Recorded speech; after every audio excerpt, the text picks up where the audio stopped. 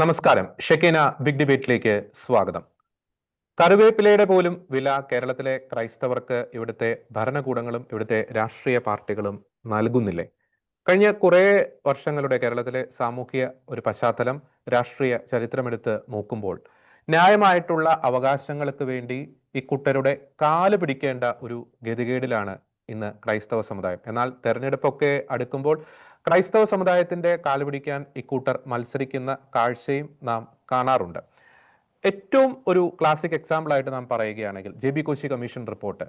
ഈ 2021 നിയമസഭാ ഇലക്ഷന് തൊട്ട് മുമ്പാണ് ഇപ്പോഴത്തെ മുഖ്യമന്ത്രി പിണറായി ഇത്തരത്തിലുള്ളൊരു കമ്മീഷനെ പ്രഖ്യാപിച്ചത്. ആ തെരഞ്ഞെടുപ്പിൽ തെരഞ്ഞെടുക്കപ്പെട്ട രണ്ടാം പിണറായി സർക്കാർ പടിയിറങ്ങുവാൻ ഇനി മാസങ്ങൾ മാത്രമേ അവശേഷിക്കുന്നുള്ളൂ. പക്ഷേ എന്നിട്ട് പോലും ഈ JB കോശി കമ്മീഷൻ റിപ്പോർട്ട് ഇതുവരെ വെളിച്ചം കാണുന്നില്ല. ഇതുപോലെ നിരവധി ചെറുതും വലുതുമായ നിരവധി പ്രശ്നങ്ങൾ, പ്രതിസന്ധികൾ ക്രൈസ്തവർ നേരിടുന്നു. പക്ഷെ അതിനൊന്നും ശാശ്വതമായിട്ടുള്ള പരിഹാരം നമുക്ക് ലഭിക്കുന്നില്ല. മുനമ്പം പോലുള്ള വിഷയങ്ങൾ നമുക്കറിയാം. ന്യൂനപക്ഷ കമ്മീഷനിൽ നിന്ന് നേരിടുന്ന അവഗണനകൾ നമുക്കറിയാം. ഞായറാഴ്ചകളിലെ പ്രവൃത്തി ദിനങ്ങളുമായി ബന്ധപ്പെട്ടുള്ള പ്രശ്നങ്ങൾ നമുക്കറിയാം. അതുപോലെയുള്ള പല പ്രശ്നങ്ങൾ, വന്യമൃഗശല്യം പോലുള്ള പല പ്രശ്നങ്ങൾ, ഒപ്പം തീവ്രവാദപരമായിട്ടുള്ള പ്രസ്ഥാനങ്ങളിൽ നിന്നും ക്രൈസ്തവർ നേരിടുന്ന പല വെല്ലുവിളികളും. എന്നാൽ വിരോധാഭാസം എന്ന് പറയട്ടെ, മറ്റ് ചില കൂട്ടർ ഒന്ന് കണ്ണുരുട്ടിയാൽ സർക്കാർ മുട്ടുമടക്കുന്ന പല കാഴ്ചകളും നമ്മൾ ഈ കഴിഞ്ഞ നാളുകളിൽ കണ്ടതാണ്. എന്തുകൊണ്ട് ഈ ഒരു അവഗണന, ഒരു കടുത്ത നിലപാടിലേക്ക്, രാഷ്ട്രീയമായിട്ട് ഒരു കടുത്ത നിലപാടിലേക്ക് ക്രൈസ്തവർ പോകേണ്ട ഒരു സമയം അതിക്രമിച്ചുവോ? ഈ വിഷയങ്ങളാണ് ഇന്ന് ഷെക്കീന ബിഗ് ഡിബേറ്റിൽ ഇന്ന് ചർച്ച ചെയ്യാൻ ആഗ്രഹിക്കുന്നത്. ഇന്ന് നമ്മോടൊപ്പം ഉള്ളത് സാമൂഹ്യ നിരീക്ഷകൻ ഫാദർ സബിൻ തുമ്മുളിൽ, ഒപ്പം തന്നെ കത്തോലിക്ക കോൺഗ്രസിൽ നിന്നും ഡോക്ടർ ജോസുകുട്ടി ജെ ഒഴുകിയിൽ, ഒപ്പം ക്രോസ് സംഘടനയുടെ പ്രതിനിധി ശ്രീ ജോജി ജോർജ്. 3 പേർക്കും ഈ ചർച്ചയിലേക്ക് സ്വാഗതം. ഞാൻ സെബിനച്ചനിലേക്ക് വരികയാണ്. അച്ഛാ, വളരെ ശക്തമായിട്ട് ഈ സമുദായ വിഷയങ്ങൾ ഇടപെടുന്ന ഒരു വ്യക്തിത്വം കൂടിയാണ് അങ്ങ്. ഇപ്പൊ കഴിഞ്ഞ ഒരു 3, 4, 5, 6 ഒരു വർഷം എടുത്ത് നോക്കുമ്പോൾ ഈ സമരം ചെയ്യാൻ മാത്രം വിധിക്കപ്പെട്ട ഒരു സമുദായമായിട്ട് കേരളത്തിൽ ക്രൈസ്തവ സമുദായം മാറുന്നുണ്ടോ എന്ന ഒരു സംശയം പലപ്പോഴും നമ്മുടെ ഉള്ളിൽ വരുന്നുണ്ട്. നമ്മൾ ഈ ലോക ചരിത്രത്തിലേക്കൊക്കെ എടുത്ത് നോക്കുമ്പോൾ ഈ എവിടെയൊക്കെ ക്രൈസ്തവ സമുദായം ഇല്ലാതായിട്ടുണ്ടോ, അതിൻ്റെയൊക്കെ ഒരു തുടക്കം എന്ന് പറയുന്നത് ന്യായമായിട്ടുള്ള അവകാശങ്ങൾക്ക് വേണ്ടിയിട്ട്, അത് ഏത് അവകാശങ്ങളായിക്കോട്ടെ, ന്യായമായിട്ടുള്ള അവകാശങ്ങൾക്ക് വേണ്ടിയിട്ട് തെരുവിലിറങ്ങേണ്ട അല്ലെങ്കിൽ സമരം ചെയ്യേണ്ട ഒരു ഗതികേടിലേക്ക് അവിടുത്തെ അംഗങ്ങൾക്ക് വരേണ്ടി വന്നിട്ടുണ്ട്. അപ്പോൾ അതിൻ്റെയൊക്കെ ചില അലയൊലികൾ കേരളത്തിലും സംഭവിക്കുന്നുണ്ട്. എന്തുകൊണ്ട് ഈ ഇത്തരത്തിൽ സമരം ചെയ്തിട്ടും കാല് പിടിച്ചിട്ടും ഒന്നും ന്യായമായിട്ടുള്ള അവകാശങ്ങൾ നേടിയെടുക്കുവാൻ ക്രൈസ്തവർക്ക് സാധിക്കുന്നില്ല? ഒരു കറിവേപ്പില പോലെ എന്തുകൊണ്ട് ഈ സമുദായത്തെ രാഷ്ട്രീയ പാർട്ടികളും ഭരണ നേതൃത്വങ്ങളും കാണുന്നു? ഫാദർ സബി. കേരളത്തിലെ ഈ ക്രൈസ്തവ സമുദായത്തിന്റെ രാഷ്ട്രീയം വലിയ രീതിയിൽ വെല്ലുവിളി നേരിട്ടുകൊണ്ടിരിക്കുന്ന ഒരു കാലഘട്ടത്തിലാണ് നമ്മൾ കടന്നുപോയിക്കൊണ്ടിരിക്കുന്നത്. അത് പണ്ട് തൊട്ടേ ഒരു വെല്ലുവിളി ഉണ്ടായിരുന്നു. പക്ഷെ ഈ കാലഘട്ടത്തിൽ ആ വെല്ലുവിളി അല്പം കൂടി തിരിച്ചറിയുന്ന ക്രൈസ്തവർ കൂടുതലായതുകൊണ്ട് ഇപ്പോൾ അതിനൊരു ക്ലാരിറ്റി വന്നിരിക്കുകയാണ്. എന്താണ് ആ വെല്ലുവിളി എന്നുള്ളത്? വെല്ലുവിളി എന്ന് പറയുന്നത് കേരളത്തിലെ ക്രൈസ്തവർ ഏതെങ്കിലുമൊക്കെ രാഷ്ട്രീയ പാർട്ടികളുടെ ഫിക്സഡ് വോട്ടുകളായിട്ട് മാറി. അതൊരു സംഘടിത വോട്ടാണെന്ന് നമുക്ക് പറയാൻ കഴിയല്ല. അതിന്റെ സംഘടിത സ്വഭാവം അതിനില്ല. പക്ഷേ വ്യക്തികൾ എന്ന നിലയിൽ ക്രൈസ്തവർ ഏതെങ്കിലുമൊക്കെ രാഷ്ട്രീയ പ്രസ്ഥാനത്തിൽ വോട്ട് ചെയ്ത് മുന്നോട്ട് പോകുന്നത് കൊണ്ട്, കാലാകാലങ്ങളായി അത് തുടരുന്നത് കൊണ്ട് എല്ലാ രാഷ്ട്രീയ പാർട്ടികൾക്കും അറിയാം, പ്രാദേശികമായിട്ടോ അല്ലെങ്കിൽ ദേശീയ തലത്തിലൊക്കെ എടുക്കുമ്പോഴും അല്ലെങ്കിൽ സംസ്ഥാന തലത്തിലൊക്കെ എടുക്കുമ്പോഴും ഇത്ര ശതമാനം വോട്ട് ക്രിസ്ത്യാനികളുടേത് ഞങ്ങളുടേതാണ്, അതിനി ഒരു കാലത്തും വിട്ടുപോകുന്നില്ല. നേരെ മറിച്ച് മറ്റ് സമുദായങ്ങളെ എടുക്കുക, ചില സംഘടിത മത സമൂഹങ്ങളെ എടുക്കുക, അവരുടെ വോട്ട് എന്ന് പറയുന്നത് ഒരു സംഘടിത വോട്ട് ബാങ്കാണ്. അത് സമുദായത്തിന്റെ താല്പര്യങ്ങൾ അനുസരിച്ച് മുന്നോട്ട് പോകുന്ന വോട്ടാണ്. അതാണ് ഈ സംഘടിത വോട്ടും അതല്ലാത്തതുമായിട്ടുള്ളതിന്റെ വ്യത്യാസം. ഞാൻ പറയുന്നത് ക്ലിയർ ആവുന്നുണ്ടോ? ക്ലിയർ ആണ് തുടർന്നോളൂ. അപ്പൊ നമുക്ക് എന്താണ് സംഭവിച്ചുകൊണ്ടിരിക്കുന്നത്? നമുക്ക് ഈ ഒരു സംഘടിതത്വം ഇല്ലാതെ പോവുകയാണ്. സംഘടിതത്വം എന്ന് പറയുന്നത് സമുദായ താല്പര്യങ്ങളെ മുൻനിർത്തിയിട്ടുള്ള സംഘടിതത്വമില്ല. മറ്റ് മതസമൂഹങ്ങൾക്ക് അതുണ്ട്. മറ്റു മതസമൂഹങ്ങൾക്ക് അതുള്ളത് കൊണ്ട് അവരുടെ എല്ലാ ആവശ്യങ്ങളും കൃത്യമായിട്ട് നേടിയെടുക്കാൻ അവർക്ക് കഴിയുന്നുണ്ട്. അതൊന്നാമത്തെ കാര്യമാണ്. അപ്പോൾ അതുകൊണ്ട് ക്രിസ്ത്യാനിക്ക് ഇവിടെ രാഷ്ട്രീയത്തിൽ ഈ കാലഘട്ടത്തിൽ ശക്തമായിട്ടുള്ള നിലപാടെടുക്കേണ്ടതൊരു ആവശ്യകതയായിട്ട് തീർന്നതിന് കാരണം, ക്രിസ്ത്യാനിയുടെ ന്യായമായിട്ടുള്ള അവകാശങ്ങൾ പോലും നിഷേധിച്ചുകൊണ്ട് കാലാകാലങ്ങളായി ഈ വോട്ട് ചെയ്തുകൊണ്ടിരിക്കുന്ന രാഷ്ട്രീയ പ്രസ്ഥാനങ്ങൾ അവരെ തഴയുന്നു. കാരണം അവരൊരു ഷുവർ വോട്ട് ബാങ്ക് ആണ്. നമുക്ക് ഇനി ഷുവർ വോട്ട് ബാങ്ക് ആയിട്ട് ഇരിക്കാൻ കഴിയില്ല എന്നുള്ളതാണ് ഒരു യാഥാർത്ഥ്യം. രണ്ടാമതൊരു കാര്യം, നമ്മൾക്ക് ക്രൈസ്തവ നാമധാരികളായിട്ടുള്ള ഒത്തിരിയേറെ രാഷ്ട്രീയക്കാരുണ്ട്. ആ രാഷ്ട്രീയക്കാരുടെ കാഴ്ചപ്പാട് കൊണ്ട് നമ്മൾ ചിന്തിക്കുമ്പോൾ അവർ പറയുന്ന കാര്യം, അവര് സ്വയം വളർന്നു വന്നവരാണ്. അവരുടെ വളർച്ചയുടെ കാലഘട്ടത്തിൽ സമുദായം അവരെ യാതൊരു വിധത്തിലും ഒരു സംഘടിതമായിട്ടുള്ള പിന്തുണ നൽകിയിട്ടില്ല. അവരുടെ കഴിവ് കൊണ്ട്, അവരുടെ വ്യക്തിപ്രഭാവം കൊണ്ടൊക്കെ വളർന്നു വന്നതാണ് എന്ന് അവർ പറയുന്നു. വളരെ ഒരു ന്യൂനപക്ഷം എന്ന നിലയിൽ സഭയുടെ, സമുദായത്തിന്റെ ഒക്കെ പിന്തുണ കാലാകാലങ്ങളായി കൊടുത്ത ആളുകളില്ല എന്നല്ല. പക്ഷെ ഭൂരിപക്ഷത്തിനും ചിന്ത പോകുന്നത്, ഭൂരിപക്ഷം ക്രൈസ്തവ നാമധാരികളായിട്ടുള്ള രാഷ്ട്രീയ പാർട്ടിക്കാരും രാഷ്ട്രീയ വ്യക്തികളും രാഷ്ട്രീയത്തിൽ പ്രവർത്തിക്കുന്നവരും ചിന്തിക്കുന്നത് ഇത്തരത്തിൽ അവര് ഒറ്റയ്ക്ക് വളർന്നു വന്നവരാണ്, അതുകൊണ്ട് തങ്ങൾക്ക് സമുദായത്തോട് കൂറു പുലർത്തേണ്ട കാര്യമില്ല എന്നുള്ളതാണ്. മൂന്നാമത് ഒരു വിഷയം നമ്മൾ നേരിടുന്നത് എന്താണെന്ന് ചോദിച്ചാൽ, ഈ നമുക്ക് ഒരു കൃത്യമായിട്ടുള്ള ഒരു രാഷ്ട്രീയ സ്വഭാവമുള്ള ഒരു സംഘടനയുടെ പിൻബലം ക്രൈസ്തവർക്കില്ല. ഉദാഹരണത്തിന് മുസ്ലിം സമുദായത്തെ എടുത്തു കഴിഞ്ഞാൽ അവർക്ക് മുസ്ലിം ലീഗ്, അതുപോലെ തന്നെ SDPI, ഫ്രട്ടേണിറ്റി ഒക്കെ തുടങ്ങി നിരവധി രാഷ്ട്രീയ പ്രസ്ഥാനങ്ങൾ. ഹൈന്ദവ സമൂഹത്തെ എടുത്തു കഴിഞ്ഞാൽ അവർക്ക് BJPയോട് അനുബന്ധമായിട്ട് നിൽക്കുന്ന ഒത്തിരിയേറെ സംവിധാനങ്ങൾ. അവരെന്താണ് ചെയ്യുന്നത്? ഈ സംഘടനകൾ സമുദായത്തിന്റെ താല്പര്യത്തെ രാഷ്ട്രീയത്തിൽ പ്ലേസ് ചെയ്യുന്നുണ്ട്. അപ്പോൾ ഈ സംഘടനകൾ അടിസ്ഥാനപരമായിട്ട് പ്രതിനിധാനം ചെയ്യുന്നത് സമുദായത്തിന്റെ താല്പര്യങ്ങൾക്കാണ്. അവർക്ക് മുസ്ലിം സമുദായത്തിനും ഹൈന്ദവ സമുദായത്തിനും അവരുടെ ആവശ്യങ്ങൾ പറയാൻ സമുദായ ബോധമുള്ള ഒരു രാഷ്ട്രീയ പ്രസ്ഥാനമുണ്ട്. ക്രിസ്ത്യാനികൾക്ക് അങ്ങനെ ഒരു സംവിധാനം ഉണ്ടോ? ഇല്ല. ഒരു കാലത്ത് നമ്മൾ പറഞ്ഞു കേരള കോൺഗ്രസ് പോലെയുള്ള സംവിധാനങ്ങളൊക്കെ ക്രൈസ്തവരുടെ പാർട്ടിയാണ് എന്ന്. പക്ഷേ കേരള കോൺഗ്രസിന്റെ ഘടകങ്ങളൊക്കെ പല രീതിയിൽ ഛിന്ന ഭിന്നമായി പോയപ്പോൾ ആ ഒരു സംഘടിത ശക്തിയും നമുക്ക് നഷ്ടപ്പെട്ടു പോകുന്ന സാഹചര്യം ഉണ്ടായിരിക്കുന്നു. ഇന്ന് സമുദായ താല്പര്യങ്ങളെ മുൻനിർത്തി രാഷ്ട്രീയം പറയാൻ ക്രൈസ്തവർക്ക് ആരുമില്ലാത്ത അവസ്ഥയാണ്. ഒരുപക്ഷെ സഭയുടെ ആത്മീയ നേതൃത്വം, സമുദായത്തിന്റെ ആത്മീയ നേതൃത്വം, അഭിമന്യ പിതാക്കന്മാരോ അതല്ലെങ്കിൽ സാമുദായിക സാമൂഹിക സംഘടനകളോ ഒക്കെ അവിടെയും ഇവിടെയും ഒക്കെ നിന്ന് പലപ്പോഴായിട്ട് ഈ സമുദായ രാഷ്ട്രീയം എടുത്ത് മുന്നോട്ട് വെച്ചാലും അതൊന്നും വിലപ്പോകാത്ത ഒരു കാലഘട്ടത്തിലാണ് നമ്മൾ ജീവിക്കുന്നത്. അതിന് കാരണം ഏതെങ്കിലും ഒരു മുന്നണിയോട് ചേർന്ന് നിന്നുകൊണ്ട് മാത്രമേ നമുക്ക് രാഷ്ട്രീയത്തിൽ പ്രവർത്തിക്കാൻ കഴിയുന്നുള്ളൂ എന്നുള്ളതാണ്. ഇത് വലിയ രീതിയിൽ അപകടം ചെയ്യുന്ന ഒരു കാര്യമാണ്. അതുകൊണ്ട് തന്നെ ഈ വിഷയത്തിൽ നമുക്ക് ശക്തമായിട്ടുള്ള ഒരു മാറ്റം ഉണ്ടായേ തീരൂ. എങ്ങനെയാണ് മാറ്റം ഉണ്ടാകേണ്ടത്? മാറ്റം ഉണ്ടാകേണ്ടത് ഈ ഷുവർ വോട്ട് ബാങ്ക് എന്ന് പറയുന്ന, ഈ ഫിക്സഡ് ഡെപ്പോസിറ്റ് വെച്ചിരിക്കുന്ന ഈ വോട്ട് എന്ന് പറയുന്ന സംവിധാനം മാറണം. നമ്മൾ ക്രൈസ്തവ സമുദായം ഭരണഘടനാപരമായിട്ട് നമുക്ക് ഈ രാജ്യം നൽകിയിരിക്കുന്ന അവകാശങ്ങളെ എങ്ങനെയാണ് നമ്മളെ ഭരിക്കുന്നവർ അല്ലെങ്കിൽ പ്രതിപക്ഷത്ത് നിൽക്കുന്നവരും ഒക്കെ ആയിട്ടുള്ള കാലാകാലങ്ങളായി നമ്മൾ വോട്ട് ചെയ്തിട്ടുള്ളവർ എങ്ങനെയാണ് നമുക്കത് നിഷേധിക്കുന്നത് എന്നതിനെ കുറിച്ച് ഗഹനമായിട്ടുള്ള പഠനം സാമുദായിക അവബോധത്തോടു കൂടെ നടത്താൻ നമുക്ക് കഴിയണം. അത് കഴിയുമ്പോൾ നമുക്കൊരു സംഘടിത ബോധം ഉണ്ടാകും എന്നുള്ളതാണ്. നമ്മളുടെ ഒരു പ്രശ്നം, നമ്മളെല്ലാവരും സുരക്ഷിതരാണെന്ന് വിചാരിക്കുകയാണ്. ഇന്ന് നമ്മൾ ഒരു പരിധി വരെ പലരുടെയും പ്രവർത്തന ഫലമായി, പലരുടെയും അശ്രാന്ത പരിശ്രമം ഫലമായി കുറെ കാര്യങ്ങൾ ഈ സമുദായത്തിന് നഷ്ടപ്പെട്ടുകൊണ്ടിരിക്കുന്ന കാര്യങ്ങൾ എന്താണെന്നൊക്കെ മനസ്സിലാക്കുന്നുണ്ട്. പക്ഷെ അതൊരു ന്യൂനപക്ഷം മാത്രമാണ് മനസ്സിലാക്കുന്നത്. ക്രൈസ്തവ സമൂഹത്തിലെ ബഹുഭൂരിപക്ഷം ആളുകളും ഒരു മിഥ്യാ സുരക്ഷിത ബോധത്തിൽ പെട്ടുകിടക്കുന്നത് കൊണ്ട് അവർക്കൊരിക്കലും സാമുദായികമായിട്ട് ചിന്തിക്കാനോ ഒരു സംഘടിത വോട്ട് ബാങ്ക് ആയിട്ട് മാറാനോ കഴിയുന്നില്ല. അതുകൊണ്ട് ഈ ഒരു കാലഘട്ടത്തിൽ ക്രൈസ്തവ സമുദായത്തിന്റെ രാഷ്ട്രീയ ബോധം എന്ന് പറയുന്നത് ഷുവർ വോട്ട് ബാങ്കിന്റെ രാഷ്ട്രീയമാകരുത്, മറിച്ച് സമുദായ വോട്ട് എന്ന് പറയുന്ന കാര്യമായിരിക്കണം. ഇതോട് ചേർത്ത് സമയമുണ്ടെങ്കിൽ ഞാൻ ഒരു കാര്യം കൂടെ പറയുന്നതിന് ബുദ്ധിമുട്ടില്ലെങ്കിൽ ഞാൻ പറയാം. പറഞ്ഞോളൂ. നമുക്ക് കാലാകാലങ്ങളായി നമ്മൾ നേരിടുന്ന ഒരു പ്രശ്നം, ഏതെങ്കിലും ഒക്കെ രാഷ്ട്രീയ പ്രസ്ഥാനത്തിൽ സ്വന്തം കഴിവുകൊണ്ട് വളർന്നു വന്ന രാഷ്ട്രീയക്കാരെ ക്രൈസ്തവ പ്രതിനിധികളായിട്ട് നിയമസഭകളിലേക്കും ലോക്സഭയിലേക്കും ഒക്കെ പോകുന്നുള്ളൂ. ഞാൻ നേരത്തെ പറഞ്ഞു, അവരെ സംബന്ധിച്ചിടത്തോളം അവരുടെ അടിസ്ഥാനപരമായിട്ട് അവർക്കുള്ള കൂറ് അവരുടെ രാഷ്ട്രീയ പ്രസ്ഥാനത്തോടാണ്, സമുദായത്തോടല്ല.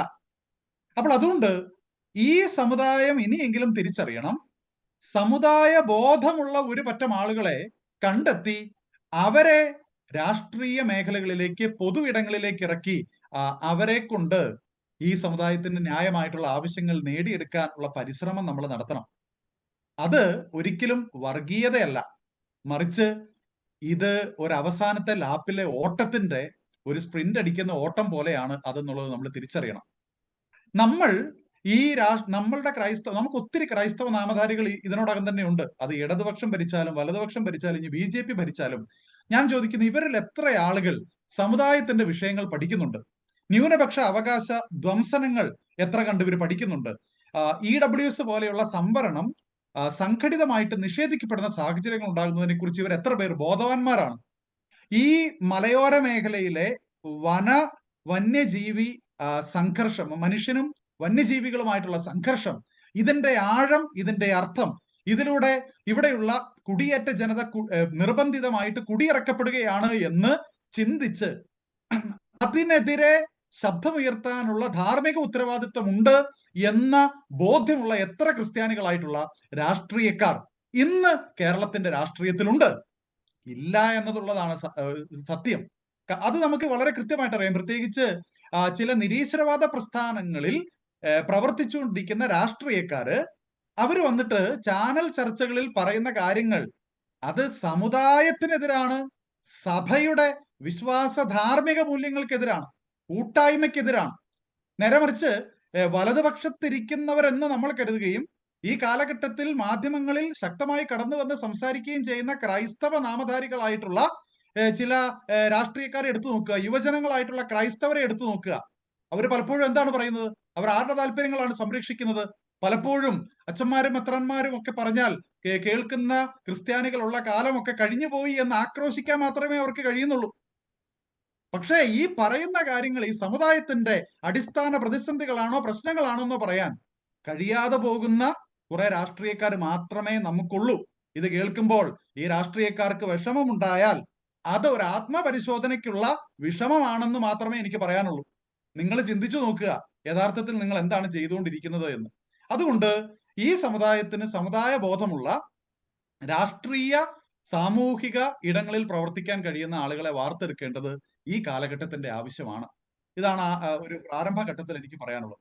ശ്രീ ജോസൂട്ടി ചെയ്യൊഴുകിൽ, നമുക്കറിയാം ഇൻട്രോയിൽ പറഞ്ഞതുപോലെ വളരെ ഗൗരവമേറിയിട്ടുള്ള പല വിഷയങ്ങളിലും ന്യായമായിട്ടുള്ള പല വിഷയങ്ങളിലും കൃത്യമായിട്ടുള്ളൊരു സൊല്യൂഷൻ ഇതുവരെ കേരളത്തിലെ ക്രൈസ്തവർക്ക് ലഭിച്ചിട്ടില്ല. JB കോശി കമ്മീഷൻ ഒരു ഉദാഹരണം മാത്രമാണ്. മറ്റു പല വിഷയങ്ങളിലും നമുക്ക് കൃത്യമായിട്ടുള്ളൊരു സൊല്യൂഷനിലേക്ക് എത്തിച്ചേരുവാൻ സാധിക്കുന്നില്ല. അത് ഭരണകൂടത്തിന്റെ ഭാഗത്തുനിന്നുള്ള നിസ്സംഗത, അങ്ങനെ പല ഘടകങ്ങളുമുണ്ട്. ഇതിലെ ഒരു പ്രധാനപ്പെട്ട ഒരു ചോദ്യം ഇതാണ്. ഇപ്പോൾ കത്തോലിക്ക കോൺഗ്രസ് രാഷ്ട്രീയകാര്യ സമിതികളൊക്കെ രൂപീകരിക്കാൻ പോകുന്നു. തദ്ദേശ സ്വയംഭരണ സ്ഥാപനങ്ങൾ വളരെ ശക്തമായിട്ടുള്ള ആ ഇലക്ഷനിൽ വളരെ ശക്തമായിട്ടുള്ള ഒരു ഇടപെടൽ നടത്താൻ പോകുന്നു. എന്നാൽ പലരും ഉന്നയിക്കുന്ന ഒരു വിമർശനമാണ് ഈ കരയുന്ന കുഞ്ഞിനെ പാലുള്ളൂ എന്നൊരു കാര്യം. ഈ നമ്മൾ കരയാത്തത് കൊണ്ടാണോ അതോ ഈ കരച്ചിൽ ഭരണകൂടത്തിന്റെ ചെവികളിൽ എത്താത്തത് കൊണ്ടാണോ ഇത്തരത്തിലുള്ള അവഗണന സംഭവിക്കുന്നത്? ആ തരത്തിൽ ഭരണകൂടത്തിന്റെ ചെവിയിൽ ക്രൈസ്തവരുടെ ഒരു കരച്ചിൽ എത്തണമെങ്കിൽ രാഷ്ട്രീയമായിട്ട് എത്രത്തോളം ഒരു കടുത്ത ഒരു നിലപാട്, പുറമേ നിന്നുള്ള ചില നിരീക്ഷകരുടെ ഭാഷയിൽ കടുത്ത ഒരു നിലപാടിലേക്ക് ക്രൈസ്തവർ പോകേണ്ടിയിരിക്കുന്നു? ശ്രീ ജോസൂട്ടി ചെയ്യൊഴുകിൽ.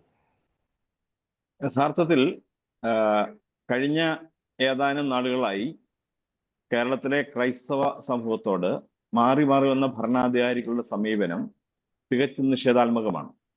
അത് ഭരണപക്ഷത്തിന്റെയും പ്രതിപക്ഷത്തിന്റെയും ഭാഗത്തു നിന്ന് നോക്കുമ്പോഴും വലിയ വ്യത്യാസം കാണുന്നില്ല. ക്രൈസ്തവർ ഉന്നയിക്കുന്ന പ്രശ്നങ്ങൾക്ക് പരിഹാരം കാണുന്നതിൽ വളരെ അലംഭാവമാണ് അവർ കാണിക്കുന്നത്. അതിന് കാരണം എന്തെന്ന് ചോദിച്ചാൽ വളരെ പെട്ടെന്ന് ഉത്തരം പറയാം. ഒരു രാഷ്ട്രീയ ശക്തി അല്ല ക്രൈസ്തവർ എന്നൊരു തോന്നൽ എവിടെയോ ആർക്കൊക്കെ കടന്നുകൂടിയിട്ടുണ്ട്. ഒരു രാഷ്ട്രീയ ശക്തി അല്ല എന്ന് തോന്നൽ വന്നു കഴിഞ്ഞപ്പോൾ ഏറ്റവും എളുപ്പം മാറ്റി നിർത്താവുന്ന ഒരു വിഭാഗമായി അവരെ കാണുന്നു. അതോടൊപ്പം തന്നെ വേറൊരു വിഭാഗം ഒരു ഫിക്സഡ് ഡെപ്പോസിറ്റ് ആണ് ക്രൈസ്തവർ, ഇവരെന്ത് വന്നാലും ഞങ്ങൾക്ക് മാത്രമേ വോട്ട് ചെയ്യുകയുള്ളൂ എന്നൊരു ധാരണയിൽ ആ തരത്തിലുള്ള ഒരു സമീപനം എടുക്കുന്നുണ്ട്. അപ്പൊ ഈ രണ്ട് സമീപനങ്ങളും ഒരുപോലെ തന്നെ സമുദായത്തിന്റെ ക്രൈസ്തവ സമൂഹത്തെ സംബന്ധിച്ചിടത്തോളം വളരെ പ്രതിലോമകരമായി സംഭവിക്കുകയുണ്ടായി. അതിന്റെ പരിണിത ഫലമാണ് ക്രൈസ്തവ സമൂഹം മുന്നോട്ടേക്ക് ഉന്നയിച്ചിട്ടുള്ള ആവശ്യങ്ങളോട് ഈ വ്യത്യസ്ത ഭരണ പ്രതിപക്ഷ മേഖലയിലുള്ളവർ എടുക്കുന്ന സമീപനം. ഇപ്പൊ എത്ര ഉദാഹരണങ്ങൾ വേണമെങ്കിലും നമുക്ക് ഈ കാര്യത്തിലായിട്ട് ചൂണ്ടിക്കാണിക്കുവാനായിട്ടുണ്ട്. ഈ പ്രശ്നങ്ങൾ ചൂണ്ടിക്കാണിച്ചുകൊണ്ട് നമ്മൾ അധികാരികളെ സമീപിക്കുമ്പോൾ നമുക്ക് കൃത്യമായി ഉത്തരം പോലും നൽകാതെ അവർ നമ്മളെ കബളിപ്പിക്കുകയാണ് ചെയ്യുന്നത്. അതിന് ഇപ്പൊ JB കോശി കമ്മീഷൻ റിപ്പോർട്ട് സമർപ്പിച്ചിട്ട് 2 വർഷം കഴിഞ്ഞു. ആ റിപ്പോർട്ട് ഒന്ന് പബ്ലിഷ് ചെയ്യണം, പരസ്യപ്പെടുത്തണം എന്ന് നമ്മൾ നിരവധി തവണ ആവശ്യപ്പെട്ടിട്ടും പരസ്യപ്പെടുത്തുവാനായിട്ട് തയ്യാറായിട്ടില്ല. എന്തുകൊണ്ടാണ് പരസ്യപ്പെടുത്താൻ തയ്യാറാകാത്തത് എന്ന് ചോദിച്ചു കഴിഞ്ഞാൽ, അത് പരസ്യപ്പെടുത്തിയില്ലെങ്കിൽ നിങ്ങൾ ഞങ്ങളെ ഒന്നും ചെയ്യാനില്ല എന്ന ഒരു തോന്നലിൽ നിന്നാണ് അപ്രകാരം ചെയ്തിരിക്കുന്നത് എന്ന കാര്യത്തിൽ യാതൊരു തർക്കവുമില്ല. അതേ സമയത്ത് വ്യാജ പ്രസ്താവനകൾ നിയമസഭയിൽ വരെ നടത്തി ഞങ്ങൾ അതിൻ്റെ അകത്തെ ശുപാർശകൾ നടപ്പാക്കിക്കൊണ്ടിരിക്കുകയാണെന്ന്, പരസ്യപ്പെടുത്തു പോലും ചെയ്യാത്ത ഒരു റിപ്പോർട്ടിലെ ശുപാർശകൾ നടപ്പിലാക്കിക്കൊണ്ടിരിക്കുകയാണെന്ന് പറയുന്നത് അത് ആവശ്യപ്പെടുന്നവരോട് ഉള്ള ഏറ്റവും എന്താണ് പറയുക, അവരെ ഏറ്റവും വിഡ്ഢികളാക്കിയോ അല്ലെ അവരെ ഏറ്റവും അവഹേളിക്കുകയോ ചെയ്യുന്ന ഒരു മറുപടിയാണ്. അപ്പൊ ഈ കാര്യത്തിൽ ഇതുപോലെ തന്നെയാണ് 80-20 എന്ന് പറയുന്ന ക്രൈസ്തവ ന്യൂനപക്ഷങ്ങൾക്ക് അതുപോലെ തന്നെ കേരളത്തിലെ മറ്റ് ന്യൂനപക്ഷങ്ങൾക്കും ന്യൂനപക്ഷ ആനുകൂല്യങ്ങൾ വിതരണം ചെയ്യുന്നതിലെ റേഷ്യോ 80-20 റേഷ്യോ അധാർമികമാണെന്ന് കേരള ഹൈക്കോടതി വിധിച്ചെങ്കിലും ആ വിധിക്കെതിരെ അപ്പീൽ പോവുകയാണ് സർക്കാർ ചെയ്തിരിക്കുന്നത്. എന്ന് വെച്ച് കഴിഞ്ഞാൽ ഇവിടുത്തെ ക്രൈസ്തവർക്കും മറ്റെല്ലാ ന്യൂനപക്ഷങ്ങൾക്കും കൂടി, മുസ്ലിം ഒഴിച്ചുള്ള ബാക്കി എല്ലാ ന്യൂനപക്ഷങ്ങൾക്കും കൂടി അവകാശപ്പെട്ടത് 20% മാത്രമാണെന്ന് സർക്കാർ തീരുമാനിക്കുകയാണ് ചെയ്തിരിക്കുന്നത്. ഇത് മറ്റ് മേഖലകളിലേക്ക് കടന്നുകൊള്ളുക. അപ്പോ ഞങ്ങളെ സംബന്ധിച്ചിടത്തോളം ഇപ്പോൾ എടുത്തിരിക്കുന്ന ഒരു തീരുമാനം ശക്തമായ രാഷ്ട്രീയ ഇടപെടലുകൾ ഉണ്ടാകും. ആ രാഷ്ട്രീയ ഇടപെടലുകളുടെ സ്വഭാവം എങ്ങനെയായിരിക്കും എന്നൊക്കെ സംബന്ധിച്ച് കൃത്യമായ ചിത്രങ്ങൾ രൂപീകരിച്ചു വരുന്നുള്ളൂ. പക്ഷേ ഒറ്റ കാര്യത്തിൽ യാതൊരു തർക്കവുമില്ല, ഇത് മുൻകാലങ്ങളിലേതുപോലെ വളരെ നിസ്സംഗതയോടുകൂടി ഈ തെരഞ്ഞെടുപ്പിൽ അവർക്ക് ലഭിക്കുന്ന പ്രാതിനിധ്യത്തെയോ ഒന്നും കാണാൻ പോകുന്നില്ല. തെരഞ്ഞെടുപ്പുകളിൽ നമുക്ക് എന്താണ് തെരഞ്ഞെടുപ്പുകളിലെ പ്രാതിനിധ്യം എന്ന് പറയുന്നത്? ഒന്ന്, അർഹതപ്പെട്ടത് കിട്ടുന്നില്ല. ക്രൈസ്തവ ഭൂരിപക്ഷ മേഖലകളിൽ പോലും ക്രൈസ്തവ സമൂഹത്തിന് ജയിക്കാനുള്ള സാധ്യത ഇല്ലാത്ത രീതിയിൽ കാര്യങ്ങൾ നീക്കുന്നു.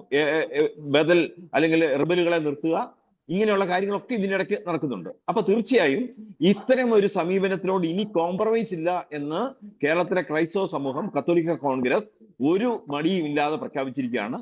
ഇക്കാര്യത്തിൽ സഭാ നേതൃത്വവുമായും പലതരങ്ങളിൽ ഇതിനോടകമായി ചർച്ച നടത്തിക്കഴിഞ്ഞു. ഒരു വലിയ വിഭാഗം ജനങ്ങളുടെ, സാധാരണക്കാരായ ക്രൈസ്തവ വിശ്വാസികളുടെ താല്പര്യങ്ങൾ സംരക്ഷിക്കുന്നതിൽ ഭരണകർത്താക്കളും പ്രതിപക്ഷത്തുള്ളവരും മുന്നോട്ട് വരുന്നില്ല എന്നത് വളരെ ഗൗരവത്തോടുകൂടി തന്നെയാണ് കാണുന്നത്. അതിൻ്റെ അകത്ത് അതിശക്തമായ ഇടപെടലുകൾ ഉണ്ടാകും. ആ തരത്തിലുള്ള ട്രെയിനിങ്ങുകളും ബോധവൽക്കരണ പ്രക്രിയയും ഞങ്ങളിപ്പോൾ വളരെ ഗൗരവമായി, വളരെ വ്യാപകമായി നടത്തിക്കൊണ്ടിരിക്കുകയാണ്. തീർച്ചയായും ഇത് സമാധാനം പറഞ്ഞ് മാത്രമേ രാഷ്ട്രീയ പാർട്ടികൾക്കും ഗവൺമെന്റിനും ഇക്കാര്യത്തിൽ മുന്നോട്ട് പോകാൻ കഴിയുള്ളൂ എന്നാണ് എനിക്ക് പറയാനുള്ളത്. മറ്റൊരു പ്രധാനപ്പെട്ട കാര്യം ശ്രീ ജോസൂട്ടി ഒഴികെ നമുക്കറിയാവുന്നതുപോലെ അത് വളരെ ശക്തമായിട്ടുള്ളൊരു നിലപാടിലേക്ക് കത്തോലിക്ക കോൺഗ്രസ് പോകുന്നുണ്ട്. നമുക്കറിയാം, സമുദായ വിഷയങ്ങളിൽ കത്തോലിക്ക കോൺഗ്രസ് ഉൾപ്പെടെയുള്ള പല സംഘടനകളും സമുദായ നേതൃത്വത്തിലെ പലരും ശക്തമായിട്ടുള്ള നിലപാടുകൾ എടുക്കുന്നുണ്ട്. പക്ഷേ ഒരു രാഷ്ട്രീയമായിട്ടുള്ളൊരു ലൈൻ, അത് ഏത് രീതിയിലുള്ള ഒരു നിലപാടായിക്കോട്ടെ, പക്ഷെ അത് എത്രത്തോളം ഒരു പ്രാവർത്തികമായിട്ട് നമുക്ക് ഗ്രൗണ്ട് ലെവലിലേക്ക് ഇംപ്ലിമെന്റ് ചെയ്യാൻ പറ്റും? ഞാൻ ചോദിക്കാനുള്ള പ്രധാനപ്പെട്ട ഒരു കാരണം, ക്രൈസ്തവരുടെ രാഷ്ട്രീയ ചിന്തകൾ പല പാർട്ടികളിലായിട്ട് ഇപ്പോൾ ചിതറിക്കിടക്കുകയാണ്. ചിലർ, ഒരു കൂട്ടർ ഒരു വലതുപക്ഷ മനോഭാവം UDF, ഒരു കൂട്ടർ LDF, മറുകൂട്ടർ NDA BJP, മറുകൂട്ടർക്ക് ഒരു രാഷ്ട്രീയമായിട്ടുള്ള നിസ്സംഗത, ആർക്ക് വോട്ട് ചെയ്താലും യാതൊരു കാര്യവും ഇല്ല എന്ന രീതിയിലേക്ക്. അപ്പൊ ഇങ്ങനെ വിഭജിച്ച് കിടക്കുന്നു. എന്നാൽ മറു സൈഡിൽ നാം നോക്കുകയാണെങ്കിൽ ഇപ്പോൾ മുസ്ലിം സമുദായത്തെ സംബന്ധിച്ചിടത്തോളം അവരുടെ കമ്മ്യൂണിറ്റിയെ ബാധിക്കുന്ന ഒരു വിഷയത്തിൽ അത് രാഷ്ട്രീയ ഭേദമന്യേ, സംഘടനാ ഭേദമന്യേ കോമൺ ആയിട്ടുള്ള ഒരു ഡിസിഷൻ അവർ എടുക്കുന്നുണ്ട്.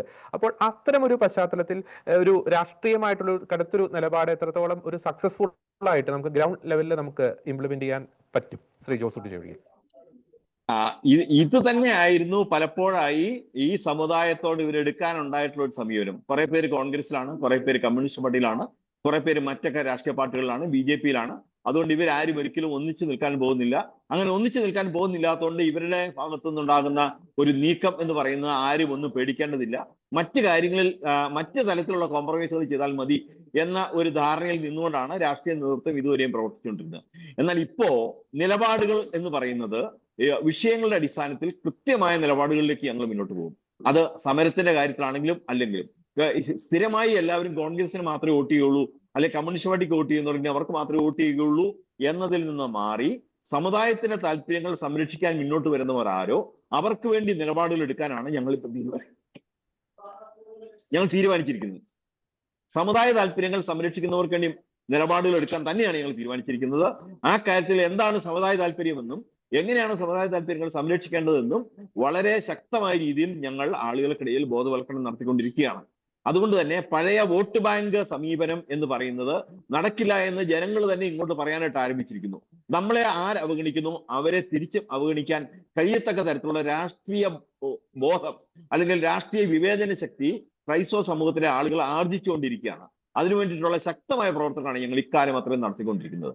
അത് രാഷ്ട്രീയ പാർട്ടികളുടെ ഭാരവാഹിത്വങ്ങൾ ലഭിക്കുന്നിടത്ത് മുതൽ നിയമസഭയിലേക്കും അതുപോലെ തദ്ദേശ സ്വയംഭരണ സ്ഥാപനങ്ങളിലേക്കുമുള്ള തെരഞ്ഞെടുപ്പിൽ സ്ഥാനാർത്ഥിത്വം ലഭിക്കുന്നത് മുതൽ അങ്ങനെ ലഭിച്ച സ്ഥാനാർത്ഥികളെ തോൽപ്പിക്കുന്നതിന് വേണ്ടി ആ സ്ഥാനാർത്ഥിത്വം കൊടുത്ത പാർട്ടിയിലെ ആളുകൾ തന്നെ ബദൽ കാൻഡിഡേറ്റിനെ നിർത്തുന്നത് തുടങ്ങി വിവിധ കാര്യങ്ങളിൽ ക്രൈസ്തവ സമൂഹത്തിനോടുള്ള വിവേചനം കൃത്യമായി ഞങ്ങൾ തിരിച്ചറിയുന്നുണ്ട്. ഇത് ഞങ്ങൾ ആളുകൾക്കിടയിൽ ആളുകളോട് പറയുകയും അവരോട് ഇത് പറയുകയും ചെയ്യുന്നുണ്ട്. കക്ഷി രാഷ്ട്രീയത്തിന്റെ വക്താക്കളല്ല കത്തോലിക്ക കോൺഗ്രസ്. ഞങ്ങൾ ഏതെങ്കിലും ഒരു പ്രത്യേക രാഷ്ട്രീയ പാർട്ടിയുടെ ആളുകളല്ല. ഏതെങ്കിലും ഒരു പ്രത്യേക രാഷ്ട്രീയ പാർട്ടിയെ ജയിപ്പിക്കാനോ തോൽപ്പിക്കാനോ വേണ്ടിയല്ല ഞങ്ങൾ ഇതുവരെയും നിലനിന്നിട്ടുള്ളത്. എന്നാൽ ഇനി ആ കാര്യത്തിൽ ക്രൈസ്തവ സമൂഹത്തിനോട് അനുകൂല സമീപനം എടുക്കാത്ത രാഷ്ട്രീയ പാർട്ടികളെ തുറന്നു കാണിക്കുകയും അത് തുറന്നു കാണിച്ചുകൊണ്ട് അവർക്കെതിരെ നിലപാടുകൾ നമ്മൾ എടുക്കുകയും ചെയ്യും. ഈ കാര്യത്തിൽ യാതൊരുവിധ വിട്ടുവീഴ്ചയും ക്രൈസ്തവ സമൂഹത്തിന്റെ ഭാഗത്ത് ഉണ്ടാകില്ല എന്നാണ് വ്യക്തമായിട്ട് പറയാനുള്ളത്. ഇന്നലകളിൽ ചെയ്തതുപോലെ നിങ്ങൾ കുറെ പേര് കോൺഗ്രസ്സുകാരും കുറെ പേര് കമ്മ്യൂണിസ്റ്റുകാരും ആവുന്നുണ്ട്, നിങ്ങൾ അവർക്ക് മാത്രമായിരിക്കും വോട്ട് ചെയ്യുക എന്ന് വിചാരിച്ചുകൊണ്ട് ഒരു പാർട്ടിക്കാരും ഇരിക്കേണ്ടതില്ല. ജനങ്ങളുടെ മനസ്സിലേക്ക് ശക്തമായ രാഷ്ട്രീയ ബോധം ഉയർത്തിപ്പിടിച്ചുകൊണ്ട് അവകാശബോധം അവരിലേക്ക് എത്തിച്ചുകൊണ്ട് എന്തൊക്കെയാണോ നമ്മുടെ നിലനിൽപ്പിന് ആവശ്യമായിരിക്കുന്ന നിലപാടുകൾ ആ നിലപാടുകളിലേക്ക് കടക്കാൻ തന്നെയാണ് ഞങ്ങൾ തീരുമാനിച്ചിരിക്കുന്നത്. അത് വന്യജീവി പ്രശ്നത്തിലാണെങ്കിലും അത് കാർഷികോൽപ്പന്നങ്ങളുടെ വിലയുമായി ബന്ധപ്പെട്ട കാര്യങ്ങളിലാണെങ്കിലും നമുക്ക് നഷ്ടപരിഹാരം ലഭിക്കുന്ന കാര്യത്തിലാണെങ്കിലും JB കോശി കമ്മീഷന്റെ കാര്യത്തിൽ ജനങ്ങളെ കബളിപ്പിച്ചുകൊണ്ടിരിക്കുന്ന സർക്കാർ സമീപനത്തിലാണെങ്കിലും മുനമ്പ സമരം പൊളിക്കാൻ വേണ്ടി എടുത്ത സമീപനത്തിലൊക്കെയുള്ള ഇരട്ടത്താപ്പ് നമ്മൾ വളരെ കൃത്യമായിട്ട് കണ്ടുകൊണ്ട് തന്നെയാണ് ഇരിക്കുന്നത്. ശ്രീ ജോജി ജോർജ്, ഞാൻ ഇൻട്രോയിൽ പറഞ്ഞ കാര്യം തന്നെയാണ് അങ്ങയോട് ഞാൻ ചോദിക്കാൻ ആഗ്രഹിക്കുന്നത്.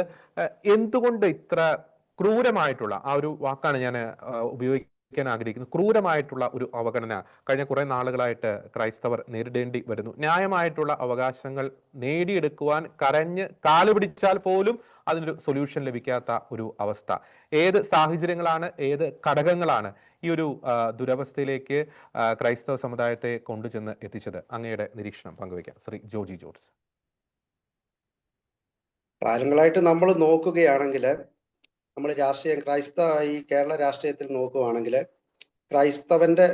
ക്രൈസ്തവ സമുദായത്തിൽ നിന്ന് സംഘടിതമായിട്ടുള്ള ഒരു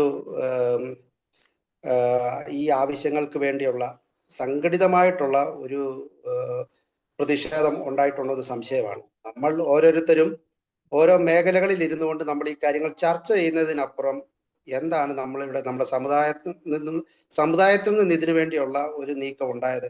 നമ്മൾ ചിലപ്പോൾ ഒരു രാഷ്ട്രീയ നേതാവിനെ വ്യക്തിപരമായിട്ട് കാണും, അല്ലെങ്കിൽ ഏതെങ്കിലും ഒരു ചാനലിൽ കൂടി നമ്മൾ ഈ അഭിപ്രായങ്ങൾ പറയും, അല്ലെങ്കിൽ ദീപികയിൽ ഒരു ലേഖനം എഴുതും. അതിനപ്പുറം നമ്മുടെ ഭാഗത്തുനിന്ന് എന്ത് നീക്കമാണ് ഉണ്ടായത് എന്ന് ചിന്തിക്കുക.